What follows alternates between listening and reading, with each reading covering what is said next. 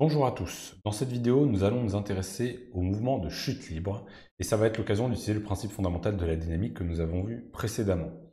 Alors avant de vous parler de la chute libre, je vais vous parler un petit peu plus de la force qui fait tomber les choses. C'est la force de gravitation que l'on appelle le poids quand on est au niveau de la Terre. Alors la force de gravitation, c'est une des 4 forces fondamentales de l'univers, et cette force, elle apparaît lorsque l'on a deux masses, une masse M1 et une masse M2. Ces deux masses vont s'attirer l'une à l'autre, et cette force, je vais noter F de 2 sur 1, c'est une force qui est donc attractive. Alors cette force, on la connaît un petit peu, on sait la décrire, et pour la décrire, on la décrit de la façon suivante. Donc la force de 2 sur 1, c'est G fois la masse M1 fois la masse M2, sur la distance entre nos deux masses au carré. Donc c'est une force qui va décroître très vite lorsqu'on écarte nos deux masses, et elle va augmenter avec la masse de M1 et elle va augmenter avec la masse de M2. Dans cette équation, vous avez aussi une constante qui apparaît, c'est la constante de gravitation G universelle. C'est une constante qui vaut 6,67 10-11 mètres cubes kilogramme moins 1 seconde moins 2. Et cette constante, en fait, on dit qu'elle est universelle parce qu'on l'a mesurée de différentes manières dans l'univers, en particulier grâce à l'astrophysique, et on ne voit pas d'autres valeurs que 6, 67, 10, moins 11. En tout cas, on n'a que des valeurs qui sont compatibles avec ça. Quand on est loin, on a rarement une précision très forte. Donc c'est pour ça qu'on considère qu'elle est universelle, mais peut-être qu'un jour, on verra qu'en fait, elle n'est pas si universelle que ça. On aura peut-être des surprises à ce niveau-là, mais pour l'instant, ça reste, c'est un peu comme un principe, ça reste quelque chose qui est fondamental et vérifié. Alors si vous faites attention, ici c'est une force, et ici pour l'instant je n'ai mis qu'une norme, et donc ça ne va pas du tout. Donc il manque quelque chose pour que ce terme-là devienne un vecteur, donc représente une force. Alors pour cela, ce qu'on va rajouter, c'est un petit vecteur unitaire qui va de 2 vers 1. C'est ce petit vecteur qui est ici, que j'ai représenté ici. Et ce vecteur, on va le multiplier par la norme. Et comme on veut une force attractive, vous voyez que là, il n'est pas dans le bon sens. Donc c'est pour ça qu'il y a un moins. On met un moins pour montrer qu'on a une force attractive. Souvent, c'est comme ça qu'on le met dans les équations. Donc on se retrouve avec une force qui est en moins G M1 M2 sur R carré, fois ce petit vecteur unitaire allant de 2 vers 1. Alors on peut dire encore 2-3 petites choses là-dessus. On sait que M1 va agir sur M2, mais on sait aussi que M2 va agir sur M1. Donc là on a écrit M2 sur M1, mais on pourrait écrire M1 sur M2. Si vous écrivez la formule, vous allez trouver exactement le même G. Le M1 va devenir M2, mais le M2 va devenir M1. Donc vous allez trouver la même chose. Et la distance va être la même. La seule chose qui va changer finalement, c'est ce petit vecteur unitaire qui ne va pas aller de 2 vers 1, mais de 1 vers 2. Donc on va se retrouver avec une force qui va finalement être égale à celle-là, mais juste en sens opposé, donc représenté ici. Donc finalement, M1 et M2 vont subir exactement la même intensité de force, mais avec des sens opposés. Alors on aurait pu le dire, c'est aussi le principe des actions réciproques qui nous permettent de le dire, puisque si un objet agit sur un autre objet avec une force F de 1 sur 2, alors le deuxième objet agit sur le premier avec une force moins F1 sur 2. On a cette égalité aussi grâce au principe des actions réciproques, et on le retrouve ici. Alors, reprenons maintenant un peu plus généralement. On va s'intéresser à la force qui nous fait tomber sur Terre. Donc plaçons-nous sur Terre. On a un bonhomme qui est sur Terre. Il est donc posé sur le rayon de la Terre. On va considérer que la Terre c'est une sphère. Ici on a un rayon R. Et en fait on aimerait calculer l'attraction générée par cette grosse boule de matière. Alors en fait, on va pas faire ça, c'est quelque chose qui est hors programme pour de la licence 1. Vous ferez ça quand vous ferez de l'électrocinétique plus tard, plutôt en licence 2. Mais on a un théorème, c'est le théorème de Gauss, qui nous permet de dire que si on a un corps à symétrie sphérique, ce corps à symétrie sphérique, on suppose que la Terre est homogène et symétrique dans tous les sens, qui fait une jolie sphère, si on a un corps symétrique, ça va exercer exactement la même force gravitationnelle qu'une même masse ponctuelle située en son centre. Donc ce truc-là, c'est parfaitement équivalent à une masse M en un seul point ici, et on conserve la distance R que nous avions ici. Et là, mon bonhomme va subir exactement la même force. Alors, faut faire attention quand même. Ici, mon bonhomme, il va pas se balader comme ça au centre de la Terre. Donc, il faut imaginer qu'il y a quand même un sol qui va réagir à la force de gravitation. Mais on peut considérer que la force de gravitation due à la Terre, c'est comme si on avait un point au centre de la Terre, de la masse de la Terre. Ça permet de faire des calculs de façon plus simple. Encore Encore une fois, ce théorème, je ne vais pas vous le démontrer, c'est un théorème, donc ça se démontre, mais on va juste pour que vous compreniez maintenant la démarche de ce que je vais faire ensuite.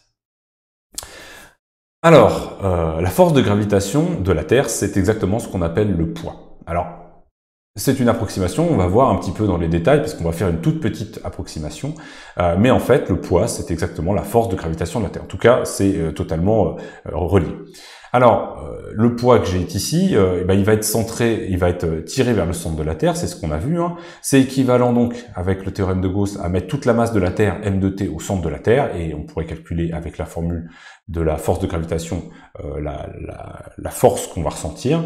Et quand on fait, nous, des calculs au niveau de la Terre, le plus souvent, ce qu'on fait, c'est qu'on représente juste cette force verticale vers le bas, parce que quand on se met au niveau de la Terre, le rayon de la Terre étant tellement grand, et finalement, le sol, il paraît plat pour nous, naturellement. Alors, cette force de gravitation, c'est le poids. Donc, le poids, vous savez, on l'écrit mg, mais donc, on pourrait écrire la force de gravitation avec la formule que l'on a écrite précédente, en mettant les bons ingrédients cette fois-ci. Donc, m, c'est la masse de mon bonhomme. G, c'est toujours la constante de gravitation. MT, cette fois-ci, c'est la masse de la Terre, c'est le deuxième corps qui nous attire. Et la distance qui va entrer en jeu, c'est le rayon de la Terre, que j'ai noté R de T, et qui est au carré ici. Et puis j'ai mis U de R, c'est le petit vecteur qui va partir de là, un vecteur unitaire, et qui va aller vers le centre de la Terre. Donc, en fait, comme ces deux forces sont équivalentes, on peut prendre ces deux formules et dire qu'on a la même chose. Mais là, si vous faites attention, on a M ici, on a M ici, donc finalement G, c'est égal à tout ce qui est ici. Alors, faites attention, en fait, il faudrait prendre également le U de R et le moins, mais là, je vais m'intéresser à la norme. Donc, la norme de G, finalement, elle est donnée par GMT sur R au carré fois RT au carré, le rayon de la Terre au carré. Donc, si vous mettez les ingrédients qu'on a ici, la masse de la Terre, c'est 6 puissance 24 kg à peu près. Hein. Le rayon de la Terre, c'est 6400 km. Ça dépend où, mais on va considérer qu'on a une jolie sphère. Et si on fait ça, on trouve 9,77,051 mètres secondes moins 2. Très bien. Alors maintenant, on peut réfléchir un petit peu. Vous connaissez la valeur moyenne sur Terre, c'est 9,80 mètres secondes moins 2, c'est une valeur moyenne. On est très très proche avec le calcul en prenant la sphère, la Terre comme une sphère. Naturellement, si on mettait une précision plus grande sur RT et sur la masse, on aurait quelque chose qui s'approcherait de ce 9,80, mais la Terre n'est pas une sphère non plus. Alors voilà, cette mesure de 9,81, c'est ce qu'on mesure, mais c'est une moyenne, rappelez-vous-en.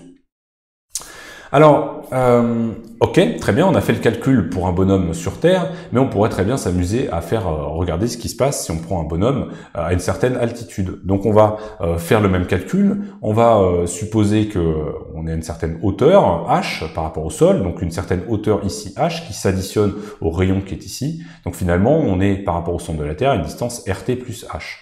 Donc si je calcule, je vais retrouver exactement une formule que précédemment, mais je vais remplacer tout simplement RT par RT plus H, donc j'obtiens G de MT sur RT plus H, le tout au carré.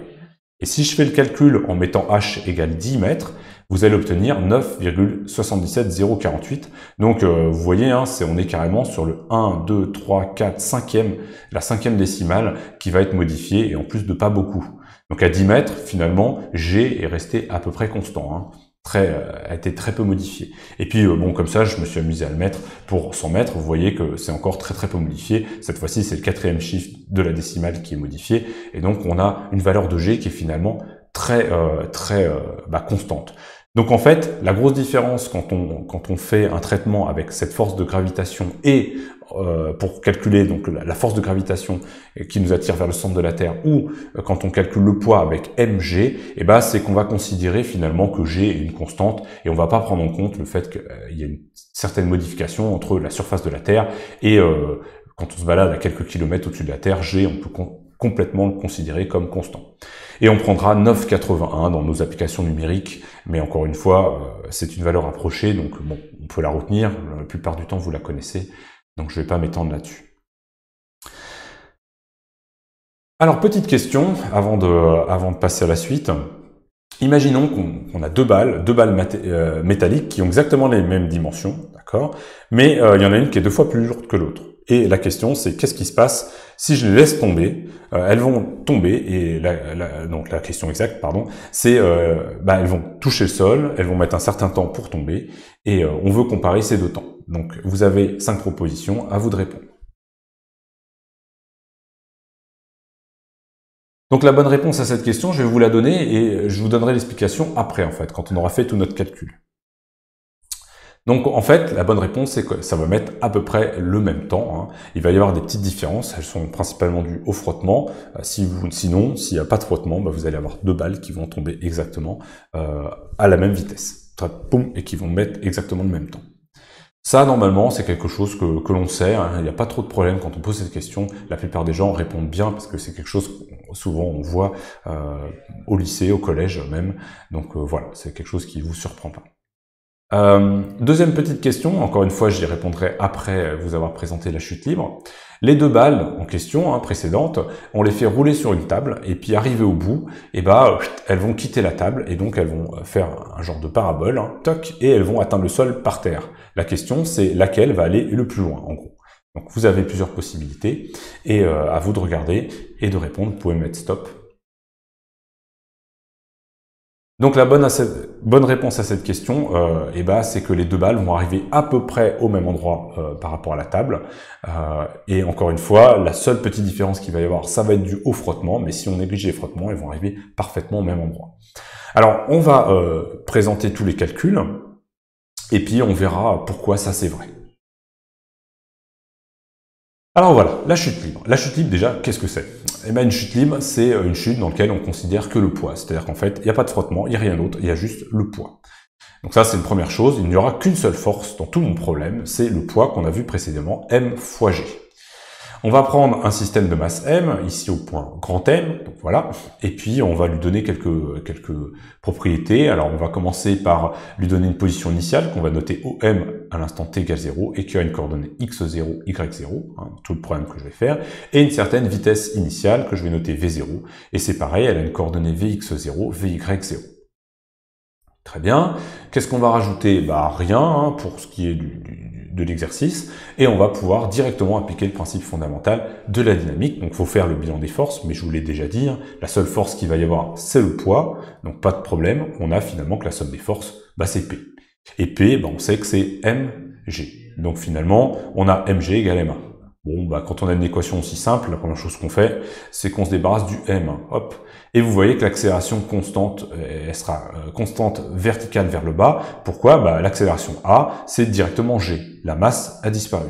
Donc l'accélération de mon objet, c'est une constante. On va constamment accélérer vers le bas. On avait vu dans la vidéo où j'avais présenté le principe fondamental de la dynamique, un mouvement horizontal d'accélération constante. Là c'est pareil, mais on va être accélération constante vers le bas. Je vais quand même traiter ce problème, parce qu'en fait c'est la même chose, mais parce que c'est un problème qu'on a autour de nous, la chute libre. Alors déjà, on voit aussi que la masse a disparu, et donc tous les résultats qu'on va obtenir vont être totalement indépendants de la masse. Donc l'accélération, la vitesse et la position dépendent de la masse. Et si vous revenez aux questions que j'ai présentées précédemment, en fait, ça explique pourquoi nos 2 balles qui ont des masses différentes suivent tout de même les mêmes trajectoires. Alors, G égale A, très bien. Maintenant, on va essayer d'aller plus loin avec tout ça. On va donc écrire sous forme de coordonnées. Donc, j'ai choisi un repère UX, UY, classique. On a UX horizontal et Y vertical. Donc, les coordonnées de G, G, c'est un vecteur qui est vertical vers le bas. Donc, sa coordonnée, ce sera 0 moins G. La norme de G, on la retrouve directement sur la coordonnée Y, mais vers le bas. Et puis A, par définition, c'est la dérivée seconde de la position X et la dérivée seconde de la position Y. Donc maintenant que j'ai ça, faites attention au moins, oui, alors ça c'est quelque chose que j'ai voulu bien mentionner. Le moins ici vient du fait que j'ai mis mon axe vers le haut, et donc quand je regarde mon vecteur ici de poids et mon vecteur G, il est vers le bas. Donc j'ai un moins à rajouter ici. Par contre, si j'avais pris mon repère en le plaçant vers le bas, ce que je vous conseille pas trop, mais voilà, on peut très bien le mettre vers le bas, et dans ce cas-là, j'aurais plus G, puisque j'irais dans le sens de mon repère. D'accord? Ça c'est ici, ça va dépendre de votre choix de repère. Ok, alors je repars de ça, X, ça égale ça, et ça égale ça, tout simplement. Donc qu'est-ce que je vais faire? Je vais faire comme ce qu'on avait fait pour l'hélicoptère qui se baladait à vitesse horizontale. Là, je vais faire une primitive, je vais faire 2 primitives, une sur X et une sur Y. Donc la primitive de 0, c'est une constante, et la primitive de moins G, c'est moins GT plus une constante prime. Les 2 constantes sont différentes, elles n'ont pas de raison d'être, et on va les déterminer avec une condition. Ici, vous avez la vitesse, donc il va nous falloir une condition sur la vitesse. La condition sur la vitesse, on l'a, hein, c'était notre V0. On sait qu'à l'instant t égale 0, on veut Vx0 selon x, et on veut Vy0 selon y. Donc là, j'ai écrit cette condition, ces deux conditions. X point en 0, donc la vitesse à l'instant 0, c'est toujours ma constante, puisque ça c'est valable, et ça doit être égal à Vx0. Et puis je fais de même, x point de 0, donc ça c'est égal à moins g, dans lequel je mets t égale à 0, plus la constante prime, et ça je veux que ce soit y, Vy0. Donc ça me permet de dire que ma constante ici, c'est Vx0, et que ma constante là, c'est Vy0. Donc j'obtiens quelque chose de plus simple. Mes constantes, maintenant, elles ont été identifiées. Je veux maintenant connaître la position. Je vais refaire une primitive, des primitives, puisqu'il y en a deux, une sur x et une sur y. Et là encore, j'ai une constante. Donc ça, c'est V0, Vx0t plus la constante.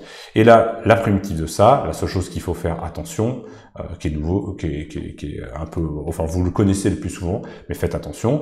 Ici, je vais avoir la primitive de moins gt, ça va être moins 1/2 de gt carré. Plus ici la primitive c'est Vy0t, plus une nouvelle constante qui arrive.